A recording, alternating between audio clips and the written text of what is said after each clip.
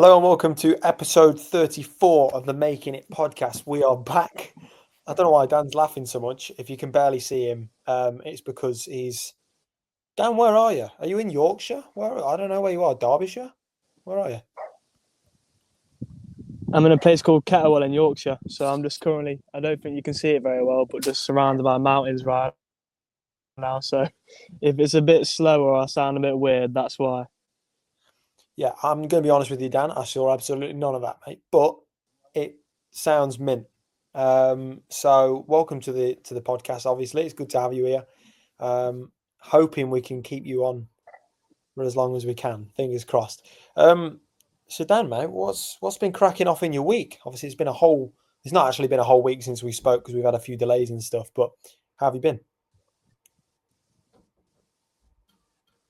Yeah, I've been good, brother. So it's been nice. We got here on Saturday, so we've had a couple of days here now. It's just it's our 6th year coming here. I think specifically this campsite. We've been doing this camping trip for I think about 15 years with this group. So it's just a really nice place to get away. You know, especially at night time when you look up and all the stars are there, and it's just something different. This morning we went out for a nice sort of sunrise walk. We're away from things, something to reflect on. My week before to there was coming back from holiday and then doing a shift at the Vic and seeing a couple of people. So no, it's been good. It's been good. I'm feeling good. I'm in a good mindset right now with things. But how's your week been, brother? It's been good, mate. It's been all right. It's been challenging for one reason or another, which I'll probably discuss a bit further down the line. To be honest, but yeah, it's been good. You know, obviously my mate Declan's coming out. Shout out Declan. He probably won't even watch this because he's an absolute op, mate. But he's coming out in 25 days now, so we've got just over 3 weeks to go, which is mental. And I keep saying to him, I'm like, "Are you feeling nervous?" He's like, "No, I'm fine. I'm all right." Like nothing prepares you for that moment. You've got to wave your grandma goodbye. Like that was. I nearly cried when I waved my mum and my stepdad goodbye, but when I waved my grandma goodbye, that was the end of me. I was like, I cannot. Yeah, I can't do this. So yeah, I can imagine he's a bit more nervous than he's letting out, to be honest. But other than that, it's been a good week. Didn't do too great at football at the weekend, unfortunately. We lost on both days. Heavy loss on Saturday. It was 8-0. And Sunday it was 5-1. So we're learning. It's tough when you're not with that team, the under-10s, when you're not coaching them throughout the week. So it's like what you wanted to fix in the game, you can't fix during the week, which is always a bit tough. But that's the reality of football sometimes and availability. So yeah, it's been all right. Got a lot done. Found a new favourite coffee shop.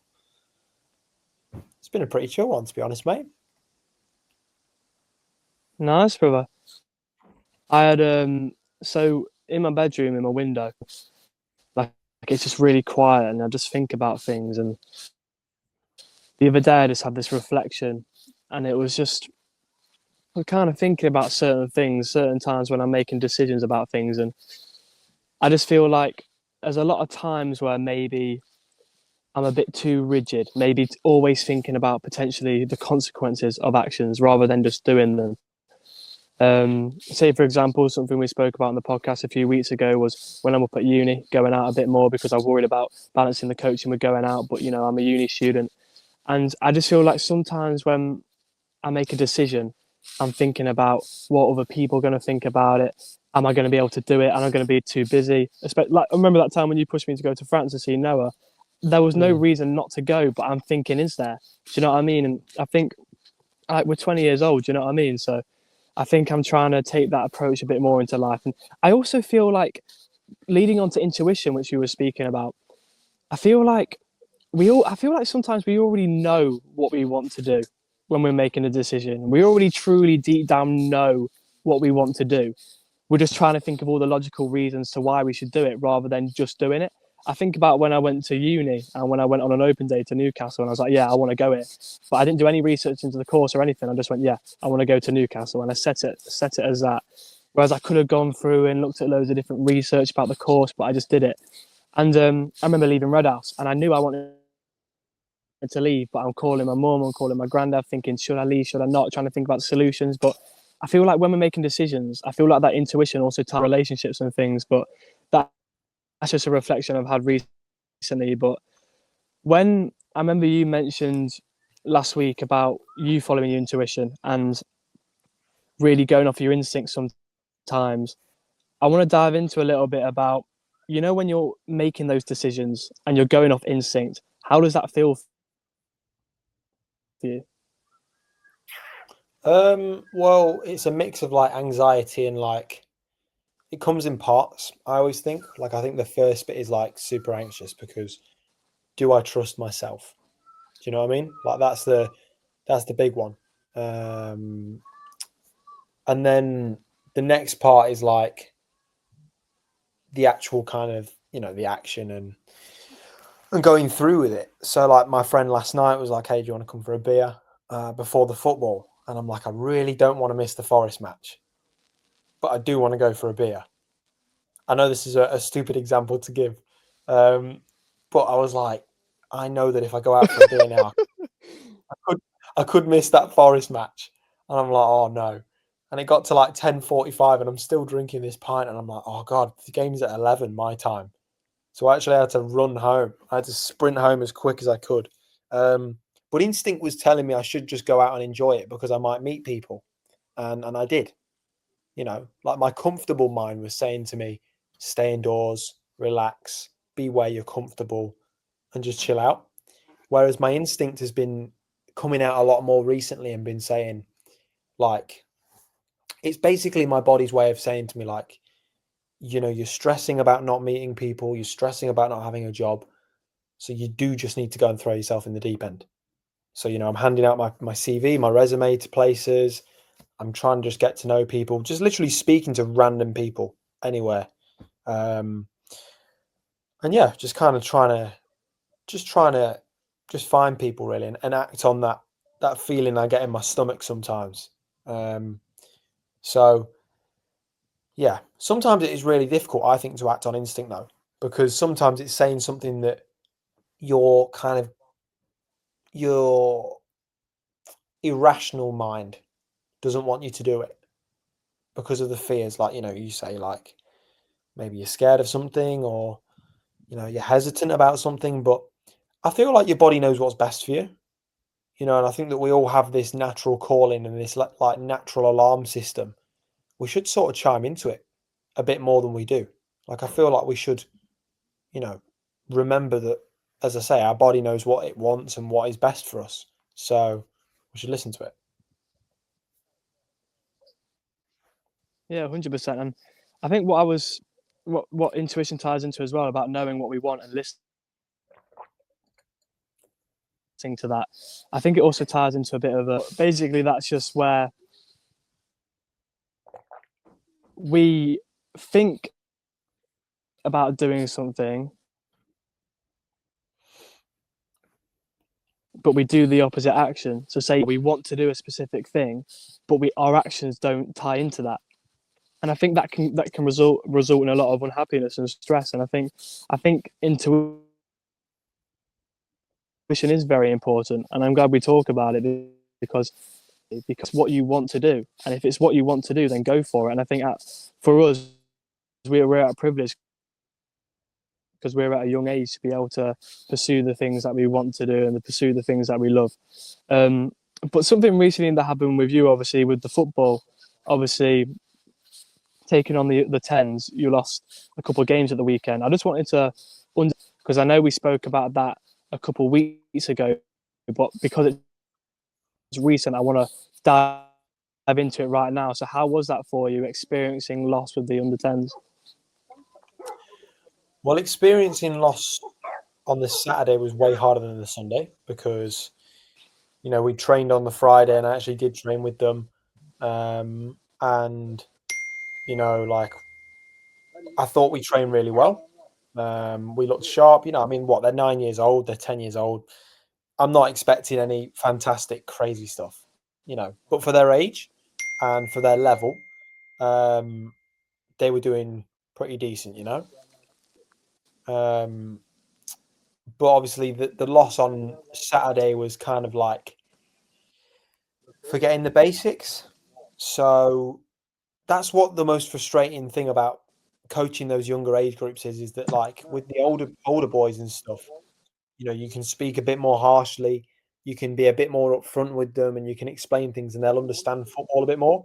Whereas with the under 10s, you've got to be super nurturing, like really positive, and try and make something constructive into something that they can easily digest, and actually use on the pitch.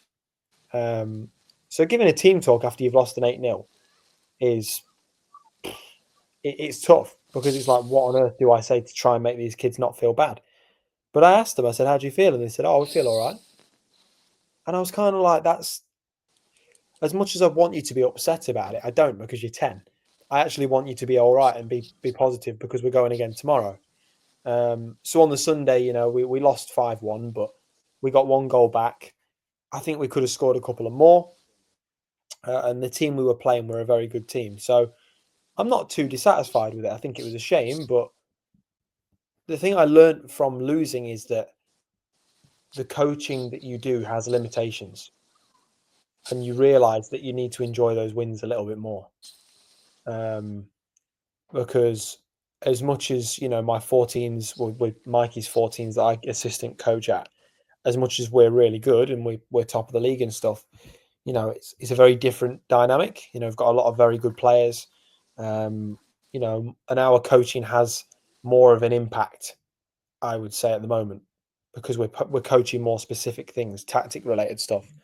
Whereas with the 10s, it's a lot of fundamentals. So, they all said they had a really good weekend. They all said they enjoyed it despite losing. So I can't really ask for much more. The second half, they really sharpened up and stuff. So, yeah, when you lose, it's like, how do you react? How do you react? I think that on the Saturday, I couldn't speak for the last 10 minutes. I didn't know what to say, because I was like, this is something I've never been in a position of as a coach. I've never lost this much. Like, I've not experienced, the heads going down quite like this. So it was like, how on earth do I pull this out? And on the Sunday, from start to finish, I didn't stop talking, and I tried to make it a positive environment regardless of the score. So it just taught me that, I need to learn to adapt. And it just taught me what I need to learn about the kids, what they suit the most. And positive reassurance and stuff is so important. So I am actually reading a couple of studies on the mentality of young footballers at the moment as well, and maintaining like a winning mentality. Love it. Come on. So yeah, I'm doing my own sort of like sports psychology studies at the moment, Dan. You'll be pleased to know, using Google Scholar. So yeah, currently trying to use them and see what I can take from them. But yeah, mentality is important, and I actually think back to when I was coach, Dan, when I look at the under 10s, and obviously we were in the same club, not in the same team, obviously, but I remember how I was spoken to when I was really struggling. And I thought, I need to do the same. Like, for kids that don't think they've got a chance to play football and be good, I need to do the exact same as what my coach did for me. So how important for you are those kind of early moments as a kid? Because I think people kind of go, stuff that we did as kids doesn't really matter, or things that people say to kids, like, it doesn't matter. But I think that it's really important that we emphasize that coaches need to know that what they say could actually last with a kid forever. And I think what my coach Graham said to me when I was younger has stayed with me forever, and has now like impacted me when I come to do this.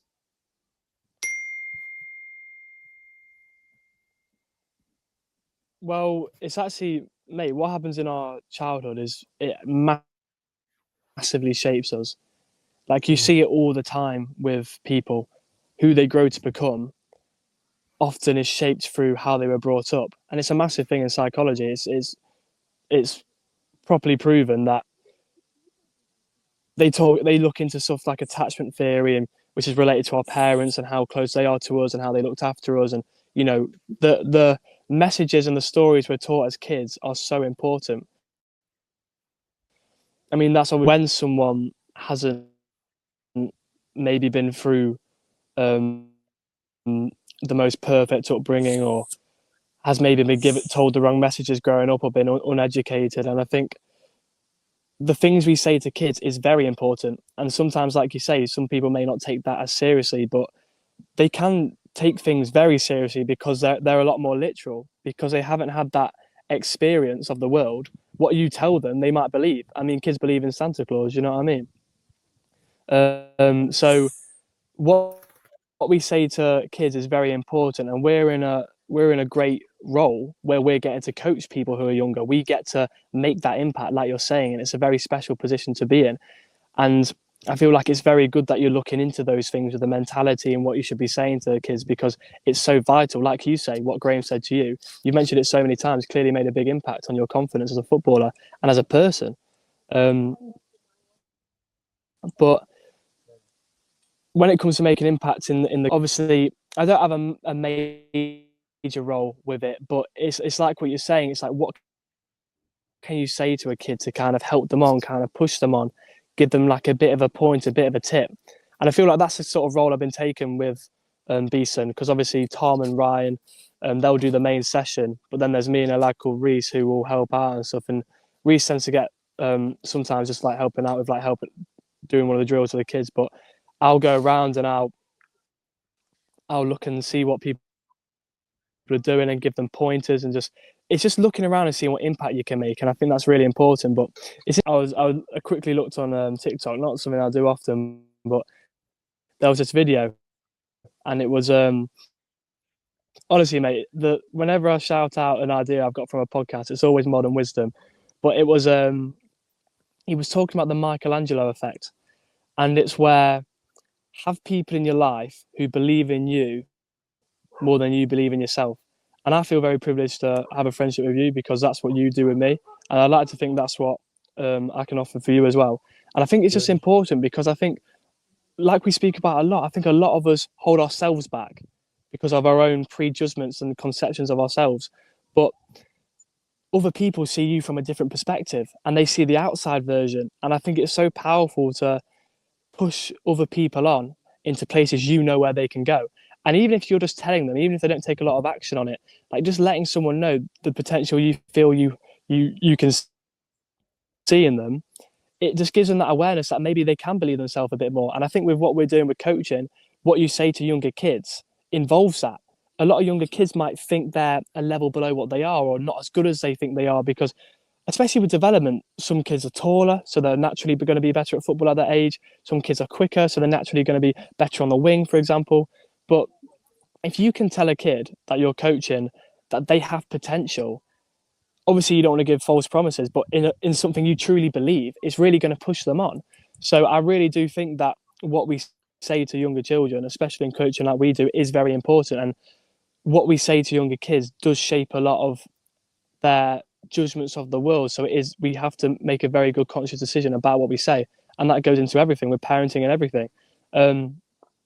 But has there been a moment where, maybe not yet because we're still early in our coaching journey, but have you had a moment with a young kid you've been coaching where you've said something to them and it's given them a confidence boost, or they felt better? To fair, I can already think of an example from you yourself, but can you think of one yourself about when you said something to a kid? Maybe not as the same impact as Graham had on you, but did you have that sort of impact on a player at all while being out in Australia and Gold Coast? Yeah, I would say that the biggest one is position related. The kids, they're always asking at that age, can I play on the wing? Can I play up front? Can I play in midfield? And I'm like, I will give you an incentive to do that. So if you do your job in midfield and we get a goal or we get a couple of goals, we can chuck you up there. Absolutely, we can do that. But the important thing is I don't hold the kids back. So if they want to play on the wing, I will show them. But I will also present to them why, in my opinion, they play in a different place, in my team, and why it suits them more. So we had one kid, he's really tall, and he's like, I want to be a centre back so bad. I want to be a centre back. I'm like, okay, I'll put you at centre back. You've been playing striker with me all tournament, but I'll put you at centre back. He goes at centre back, and he's always running up the pitch. And I'm like, why are you running up? He's like, I want to go up front. I says, well, this is what I'm trying to say. Like, I want to give them an opportunity and like a taste of what other positions are like on the pitch, and kind of discover things themselves a little bit. But you know, when you tell a kid they're good in a certain position, even just saying they're good in there, they're happy because they're like, oh wow, this is my place. I feel like kids play football because it's a sport and because it's fun with their mates. But then when you tell them they're good at that sport that was just once a social activity, that activates something in their brain. They don't just want to play the sport, they want to be good at the sport. And then when they're good at the sport, they're going to see other people that are good at the sport and they want to go, I want to be better than you. And then they want to be excellent at the sport. So, like, when you're at the under 10s kind of time, the kids are just having fun. But at the same time, they still want to be good at what they do and they still want to score goals, obviously. So, when I said to this guy, this kid, you know, like, I think you'd be best up front. And we really did disagree about it. And I really had to kind of persist to get him to go up front, even though he was whinging and he was having a Mardy and all this. When he scored that first goal, and it was an absolute banger as well, off the crossbar and in, I remember after that I was like, Come on. absolutely, this is why you're up front.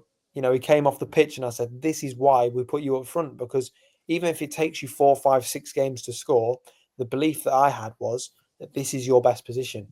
So it's also just about like trusting yourself and stuff like that, because, you know, as a coach, you do have to make the Yeah, I decisions was going to to, say that too. Yeah. yeah, like you do have to make those decisions of where you want to play a player. I remember with your team, I can't remember his name now, but I was you thinking the put him in exact same. you were thinking the same. Yeah. It's moments like that, bro, where you've got to kind of trust how you feel, what you see, and just play it. Because at the end of the day, there's no going back on anything you do. And you know, there's no point living with regrets. Just try it out. 100%. But another thing as well is like, it's okay to get it wrong. And I think that Mm. kind of ties into what I was saying at the start of the podcast, where I've noticed I'm being a bit too rigid at times and always trying to make the right decision. But you're not Yeah. going to make the Right there. This is Daniel talking here, and I know right now you're enjoying the episode, but I've just got to give a really big shout out to something, and it's Making It Moments. You know, that's where our guests are. That's where the people we bring on to talk about their journeys are. Go and listen to Making It Moments. Go find them on our Spotify and YouTube. Find clips on our socials. Making It Poddy. Making It decision Moments. every time. But that's the point of learning. I feel like maybe we don't give ourselves permission to make mistakes. I mean, I'm not going to say the name of the person, but recently I spoke to someone and they've just come out of a relationship and they went on a bit of a blowout and drank a bit, and but there's no need to beat themselves up for it, because they went a month off it and now they're trying to be sober again. And you know, I think we forget that our lives aren't linear and that they are very up and down, and it's our lives are in an imperfect shape. If not robots, we're allowed to make mistakes, of course, if they're not outrageous, but obviously they're not going to be. And I think with coaching as well, I think that's something I'm learning as well, is with substitutes especially, and you know, tactics and making an impact on what you think is right for the team, and you know, team talks and everything. Just say what you feel is right, and if you get it wrong, no one thinks you're blooming Jose Mourinho yet, so I think you're going to be all right. But I want to give a shout out to Judy, because I went for a coffee with her this week, which was the first time we've ever done that. I've only ever seen her really in her garden. So I know she's watching right now as well, to reflect on myself. And it was interesting because she was trying to say, I don't know why. Sometimes I think, why is Dan going for a coffee with me? Does he think I'm this big wise guru, or does he think I'm waffling? But I said to her, listen, I wouldn't go for a coffee if I didn't think, like, I appreciate what Judy says. And that's another thing, you know, not understanding what we have in ourselves, but someone else believing more in someone. Because she made me reflect on a lot of the things I'm doing right now and why I'm doing it and why I think that's success to me. And I know I'm sure we've asked this question before, but let's go back into it. What's your, after 34 episodes of the Making It podcast, what is your definition of success to you right now, Jamie? Peace of mind with things that I irrationally worry about. Do you know what? I would say that the success is more the mindset, the environment that I create. So rather than the success being the end product or actually the journey, it's the environment. So if I can put an environment, or if I can build an environment around myself where I don't worry about the things I've spoken about previously on the podcast, like you've just said, and I think it was a really excellent point that you made about being scared to make mistakes, especially when coaching. If I can achieve that, but in wider aspects of life, um, and if I can be completely fully honest with myself and everyone, and to have health and everything else, then I would say that that is success. So I would say that as long as I can get my environment positive, where it will facilitate long-term sustainable um, delivery of objectives and goals that I have, then I'll be really happy. So I think it's all about the environment for me. You know, um, that's one of the things that it said in the book Atomic Habits. I can't remember if you read that or I've not. not read it, but I know it. So good, you've got to read it, and it's all about how can you create an environment that facilitates habits, good and bad. And it's really, really interesting. So that's what success looks like for me, Dan. But what about you?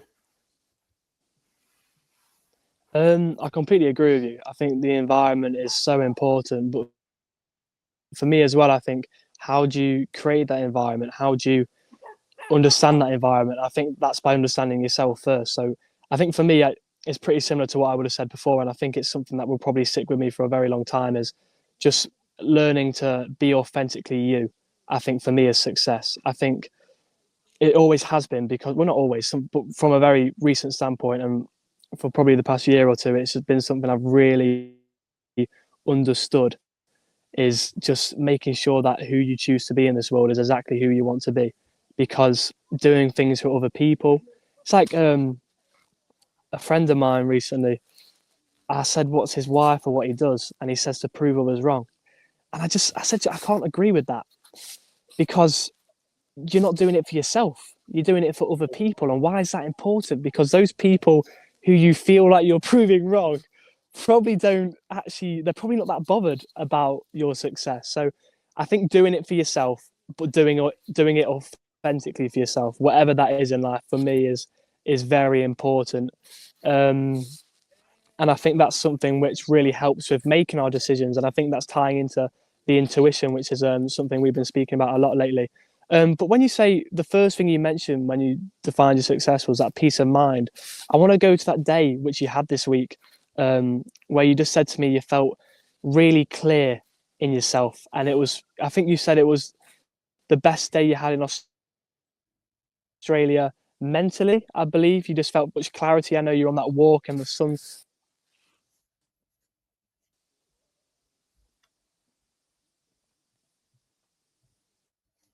Yeah. Um, it was just like from the moment I woke up to the moment I went to sleep, there was just complete clarity throughout the day. Like I woke up, I I put Phil Collins on in the shower, um, and mate, immediately, um, I just felt like really just confident, And I had a set amount of goals that I was going to achieve that day. So I said, I'm going to go into town. I'm going to have a coffee. I'm going to speak to my mate Declan, and I'm going to print off resumes, drop them into the place I want to work at, which I'm really praying they get back to me this week and I can work there. And in general, just try and meet people. And I did. I met a person, someone traveling, and had a quick chat with them about their time out here. And I, obviously got to apply for the job, and one of the people who recommended me to apply for the job was there and was really, really bigging me up. So I don't know, it just felt like a good day. Music sounded nicer. The sun just felt more warm. Like, I don't know, just everything about the day just felt good. Like I felt like I had high energy. But I've also had some really, really, really low moments the last couple of weeks. Probably the lowest ever, to be honest with you. Like seriously low moments where I've really struggled with feeling isolated and not particularly wanted at times. You know, which hasn't been so good, and I don't want to really go into the depth of it, but you know, that's been really tough. So I'm kind of just learning to deal with these feelings and finding different ways. It always amounts to music and making myself busy, really. But you know, just talking to people, going out for a beer with mates that I've made, you know, it is slowly coming together. It is slowly coming together, but I'm actually enjoying the experience of struggling a little bit, because there's nothing about this country that I haven't enjoyed. It's just other things that have made it a little bit tough. So I'm enjoying what this experience of independence and another culture is teaching me, because it isn't just teaching me about you need to wear sun cream all the time, especially if you've got a big nose like me that pokes out from your hat. But like, you know, it's teaching me that these are kind of challenges you're going to face throughout your life. So how do you deal with them? And I'm really, really glad that I'm dealing with them, and I think I'm dealing with them in a really positive and an appropriate way. So, to be honest with you, mate, I would say that the really bad times have made me learn how to keep my energy high, and to keep myself happy. Awesome, man. I remember when I asked you a day where you felt like you were really confident on a previous episode, and I remember you specifically saying it was a day where you woke up and the day just happened and you just felt great for the whole day and you were just clear. That sounds very similar to what your day was the other day. What's a goal you would like to set yourself for the near future? Well, stability, and that comes in the form of having a job, potentially a different accommodation, potentially. You know, so yeah, stability. That would be my big one, because at the moment everything's a little bit everywhere. You know, until debt gets here, it's all a bit like, I don't know what the plan is, because me and him are going to move to Sydney. We think we've decided. So until then, I can't really keep still, because I'm thinking about that already. So I'm like kind of teaching myself to live in the moment for now. Like, I've got immediate things I need to do. So yeah, immediate stability for me, bro. How about you? I would say, tying into what I said at the start, just trying not to think too much about getting a decision right and just doing what feels right rather than hoping that it goes right in the future for me. But mate, to be fair, I just want to mention, bro, I feel like this has been a really good conversation. I mean, it's a bit of a different one, because out camping in the middle of hills and maybe the connection at times haven't been the best. I've enjoyed it, mate. It's been really, really good. And listen, if any of you have got any questions or want to jump on the podcast with us and just have a chat, like, me and Dan are always open to ideas. And this is how much we enjoy talking, because obviously Dan's far away, the conditions are quite difficult, and it's a random Monday night, and we've both come together and done this. So, Dan, it's been a real pleasure to talk to you again, mate. I think dinner's on, because it smells smoky as, so I'm going to go and check it out. But that was episode 34. Enjoy, my friend. Everyone's evacuated and I'm still here like, oh, at least the podcast got done. Episode 34 of the Making It podcast. Thank you so much for listening. We'll see you next Tuesday, as always, 10 in the morning. Until then, see you soon. Peace out. Take care, everybody. Feel so right.